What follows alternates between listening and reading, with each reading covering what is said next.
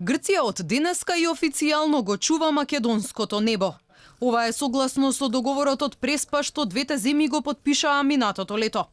Два грчки воени авиони во рамки на мисијата воздушно патролирање. Утрово помеѓу 7:30 и 9:30 часот прелетаа над Македонија со цел да извршат проверка на комуникацијата и радарската покриеност на македонскиот воздушен простор. Пробните летови биле извршени за потребите на НАТО мисијата за заштита на воздушниот простор на земјите членки на Алијансата, но и кон исполнување на условите во воздухопловството кои Македонија мора да ги обезбеди, како идна рамноправна членка на НАТО.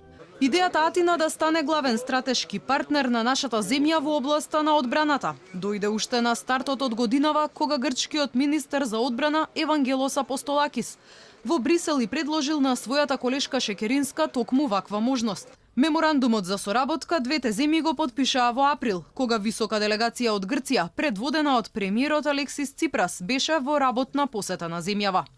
Тогаш двајцата министри потпишаа билатерален договор за соработка во одбраната, во кој меѓу другото беше договорено безбедноста на македонскиот воздушен простор да ја гарантира Грција.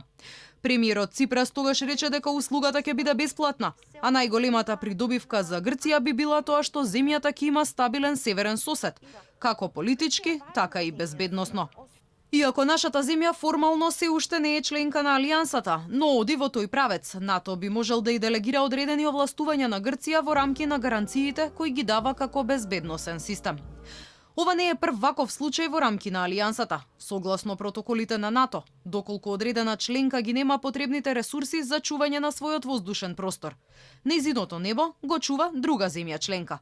Па така Грција и Италија се задолжени да ја гарантираат безбедноста на црногорското, словенското и албанското небо, а Белгија пак го чува воздушниот простор на Луксембург.